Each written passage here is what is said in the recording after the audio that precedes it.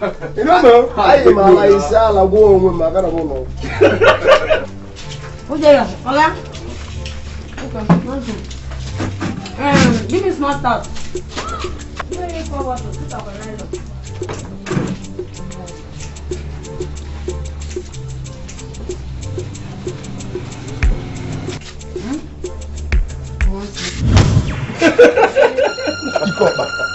Show you the age of the one. Let's me up. you're going to be a pie wow. Hey! You're going to go town. Hey! This was really mean dog. Eh? You won't eat your man, Daddy. Listen, I am not your mate. You check it out here and I'm even my wife.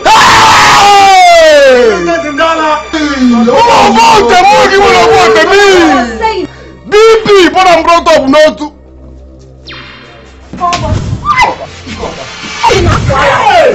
When they make me see, am I your mate? Do I look like your mate? Baby, go calm down, no. Am I your mate? Do I look like your mate? Hey!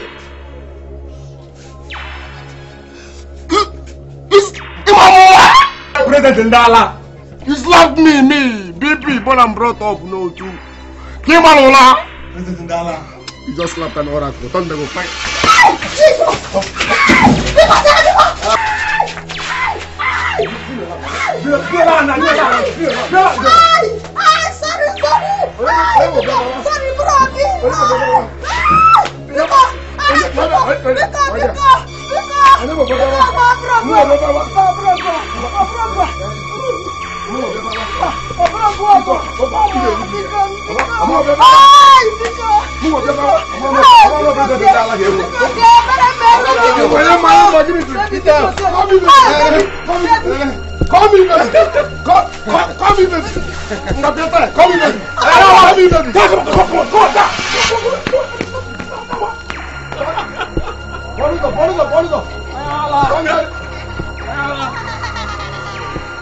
Come on, go there, Papa dear. Mumo, dear Paiwa, Mumo. President Ndala. Mumo, dear Paiwa.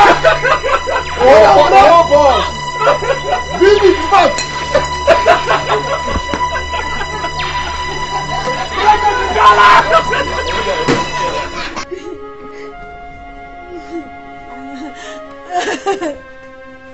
Hey! Udo! Nekawan perimpi. Alele! Nri na-eri ka ọ chọrọ iri. M ga-adọwapụ ya akwa na olu. Ka ọ mara na the guy bụ your guy. Hey! He said you can't do anything, no. That he's not scared of you, that you're not his match. Eh? Also, he said he was just pressing my buttons anyhow. Oh yeah! Only got him. Oh my God! Tell him what did he do to you again? He pressed my buttons after that, he started beating me. I said I should be calling him baby. Baby! Only go get us for your baby. If for your baby. Do I have option? He was beating me. Right with If for your baby.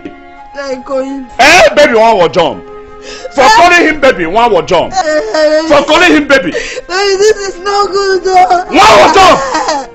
Baby, I think you love me. You think like I love you, and if he dead, then you should call him baby, and you call him baby. You don't know your guy.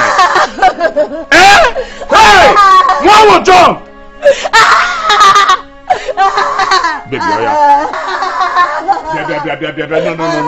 Baby. No. Come. Baby, it's for you, my baby. Hey! Orderly, Onwugi. Rugo. Orderly, Rugo. My baby, Poragi baby. And is that?